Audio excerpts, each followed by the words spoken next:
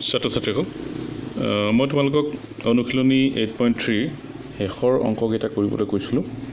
9, 10 আৰু 11 বুজি নাপালে মোক সুধিবলৈও কৈছিলোঁ। তোমালোকে অংককেইটা কৰি মোক নেদেখুৱালা আৰু মোক একো নকলা, গতিকে কৰিব পৰা নাই বুলিয়ে মই ধৰি লৈছোঁ। সেইবাবে 9, 10 আৰু 11 এই প্ৰশ্নকেইটাৰ সমাধান কেনেকৈ কৰা যায় সেই বিষয়ে মই তোমালোকক ক'ব বিচাৰিছোঁ। এই 9 নম্বৰ প্ৰশ্নটো চোৱা। ডালিমীয়ে এবছৰৰ বাবে বছৰি 5% হাৰত 120 টকা সুদ দিয়ে। তেওঁ কিমান টকা ধাৰলৈ লৈছিল? ইয়াত এবছৰৰ সুদটো দি দিছে আৰু সুতৰ হাৰটো দি দিছে, কিন্তু মূলধনটো দিয়া নাই। অৰ্থাৎ ডালিমীয়ে কিমান টকা ধাৰলৈ লৈছিল? যিমান টকা ধাৰলৈ লৈছিল সেইটো হ'ল মূলধন। আমি যাক পি আখৰটোৰে সূচাওঁ, প্ৰিন্সিপাল।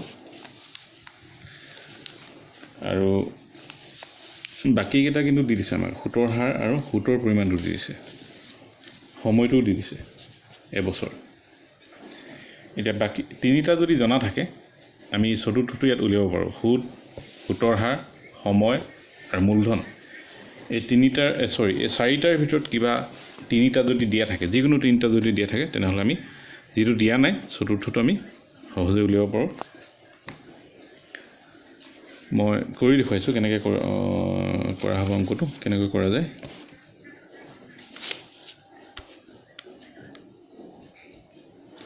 প্ৰথমে আমি ইয়াত যিকেইটা দিয়া আছে সেইকেইটা ইয়াত লিখি ল'ম। পি প্ৰিন্সিপাল, অৰ্থাৎ মূলধনটো আমাক দিয়া নাই, এইটো আমি নিৰ্ণয় কৰিব লাগে। এইটো দিয়া নাই, এইটো প্ৰশ্নবোৰক চিনেৰে বুজাম। এইটো অৰ্থাৎ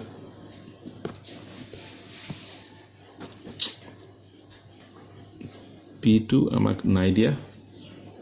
তাৰপিছত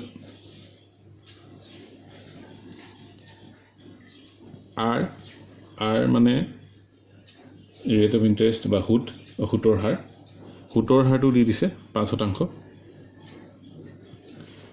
আৰু টি টাইম বা সময়টো দিছে এবছৰ। আৰু এটা বস্তু দিয়া আছে আমাক, সেয়া হ'ল সুদ অৰ্থাৎ ইণ্টাৰেষ্টক আমি আইৰে বুজাম। ইণ্টাৰেষ্টটো দিয়া আছে 120 টকা। আমি এতিয়া সুদটো জানো, সময়টো জানো আৰু সুতৰ হাৰটো জানো, কিন্তু মূলধনটো নাজানো। মূলধনটো আমি উলিয়াব লাগে। আমি সূত্ৰ প্ৰয়োগ কৰিও উলিয়াব পাৰোঁ আৰু ঐকিক নিয়মেৰে উলিয়াব পাৰোঁ। কিন্তু সূত্ৰ প্ৰয়োগ কৰি উলিয়ালে আমি এটা সমীকৰণ গঠন কৰিব লাগিব। সমীকৰণটোৰ সমাধানৰ জৰিয়তে আমি উত্তৰটো উলিয়াব লাগিব। আৰু সমীকৰণ সমাধানৰ তোমালোকে কেৱল প্ৰচেষ্টা আৰু ভুল ধৰা পদ্ধতিটোহে শিকিছা, গতিকে সেইটোত হয়তো অকণমান অসুবিধা হ'ব। আমি গতিকে ঐকিক নিয়মেৰে এই মূলধন নিৰ্ণয়ৰ চেষ্টা কৰিম। এতিয়া চোৱা, সুতৰ হাৰটো 5% দিছে, অৰ্থাৎ 100 টকাৰ এবছৰৰ সুদ 5 টকা। গতিকে সুদ যদি 5 টকা হয়, কেনেকৈ কৰিম চোৱা। এবছৰৰ সুদ 5 টকা হ'লে, এবছৰৰ সুদ 5 টকা হ'লে মূলধন হৈ গৈ 100 টকা। তাৰমানে 100 টকাৰ এবছৰৰ সুদ 5 টকা। সুতৰ হাৰটো 5% দিছে। এতিয়া ওলোটাকৈ ক'বলৈ গ'লে এবছৰৰ সুদ যদি 5 টকা হয়, তেনেহ'লে মূলধনটো আমি 100 টকা বুলি বুজিব লাগিব। এতিয়া এবছৰৰ সুদ, এতেকে এবছৰৰ সুদ এটকা হ'লে মূলধন কিমান হ'ব? এবছৰৰ সুদ যদি এটকা হয়, তেনেহ'লে মূলধন কিমান হ'ব? 5/100 টকা হ'ব। এতেকে এবছৰৰ সুদ 120 টকা, সুদটো 120 টকা দিছে। এবছৰ সুদ 120 টকা হ'লে মূলধন কিমান হ'ব? এই 5/100টোক 120ৰে পূৰণ কৰিব লাগিব। পাছে আমি 120ক কাটিম, 24 বাই যাব। 24 আৰু 100 পূৰণ কৰিলে 2400 টকা।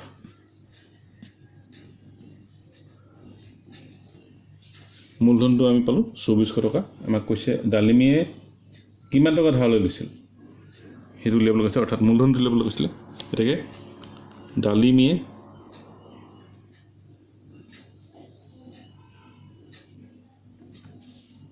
ধাৰলৈ লোৱা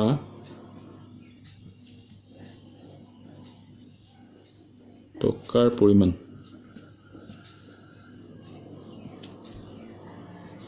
$2400 টকা।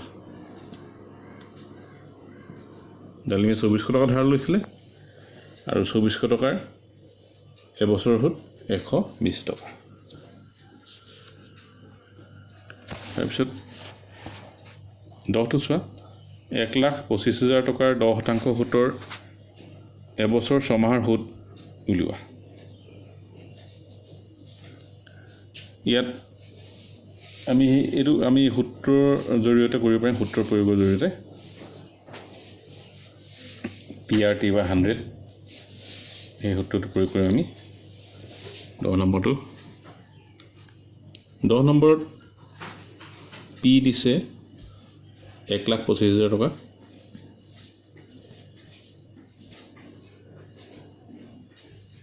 তাৰপিছত R এটা ৰেট অফ ইণ্টাৰেষ্ট 10% আৰু T মানে সময়, এবছৰ 6 মাহ।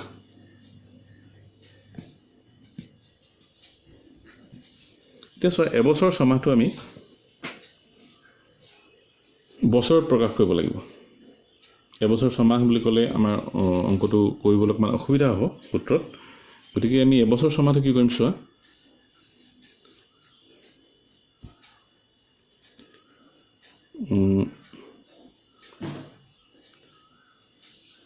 এবছৰ যোগ 6 মাহটোক বছৰলৈ নিম।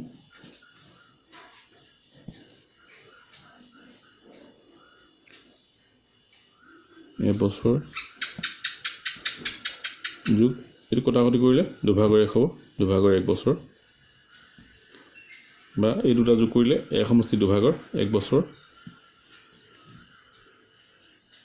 এইটো অপ্ৰকৃত ভগ্নাংশ প্ৰকাশ কৰিলে 2/3 বছৰ। এনেকুৱাকৈ আমি সময়টোক বছৰত প্ৰকাশ কৰি ল'ব লাগিব।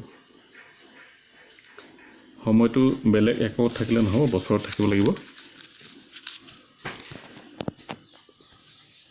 এতেকে আই মানে সুদ, ইণ্টাৰেষ্ট। আইটো কিমান হ'ব? PRT আছিলে।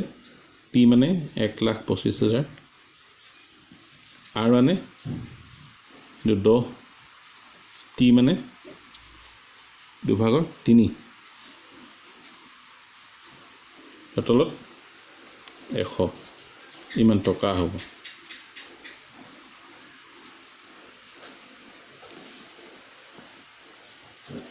তাৰপিছত এইটো চোৱা, এইটো 2/3টো আমি এই ভগ্নাংশটো হৰটো তললৈ আনিব লাগিব। হৰটো তললৈ আনিলে কি হ'ব চোৱা, 1,25,000 পূৰণ 10 পূৰণ, এই হৰটো তললৈ আনিলে এইটো যিহেতু ওপৰত আছে ভগ্নাংশটো, ওপৰত থাকিলে হৰটো তললৈ গুচি আহিব, আৰু তলত থাকিলে কিন্তু হৰটো ওপৰলৈ যাব, অলপতো তলত থাকি যাব। যে 3টো ইয়াত থাকিব। তাৰপিছত ইয়াত তলত 100টো আগৰ পৰা আছে, আৰু 2টো ইয়ালৈ আহিব।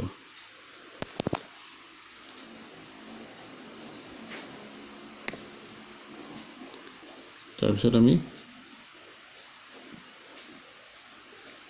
এই দুটা শূন্যৰ লগত এই দুটা শূন্য কাটিলোঁ, 2য়ে 10ক 5 বাৰ গ'ল, এতিয়া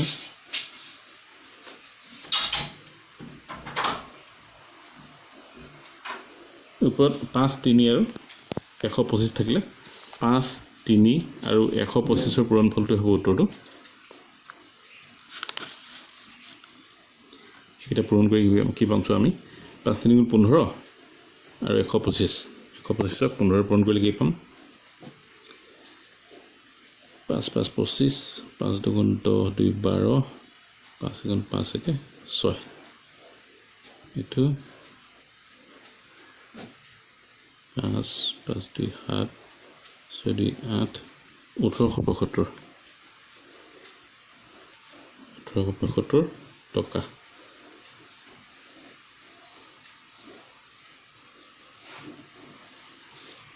এটাকে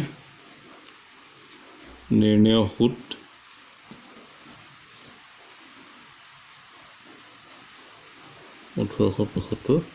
টকা। এইখিনি তোমালোকে কৰি দেখুৱাব নালাগে, এইখিনি মই বুজিবৰ কাৰণে কৰি দিছোঁ তোমালোকক। তাৰপিছত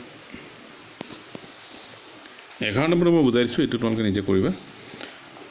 তোমালোকৰ কাৰণে হোমৱৰ্ক আজি এইটোৱে থাকিব। 11 নম্বৰ অংকটো শতকৰা বছৰি 12 টকা সুতত 1500 টকাৰ 2 বছৰ 9 মাহৰ সুত আৰু সবৃদ্ধি মূল উলিওৱা। ইয়াত সময়টোক আমি 2 বছৰ 9 মাহ এইটোক বছৰত প্ৰকাশ কৰি ল'ম। মই ইয়াত যেনেকৈ কৈছিলোঁ তেনেকৈ কৰিবা। 2 বছৰ 9 মাহটোক আমি বছৰত প্ৰকাশ কৰি ল'ম প্ৰথমে, সেইটো আমি টি বুলি ধৰিম। তাৰপিছত প্ৰথমে সুত উলিয়াম আৰু সুত উলিওৱাৰ পিছত সুতটো মূলধনৰ লগত যোগ কৰিলে আমি যি পাম সেইটোৱে হ'ব সবৃদ্ধি মূল। 1500 টকাৰ লগত আমি ইয়াত সুতটো যিটো পাম সেইটো যোগ কৰিলে আমি সবৃদ্ধি মূল পাম, আৰু তেনেকৈ অংকটো উলিয়াব লাগিব।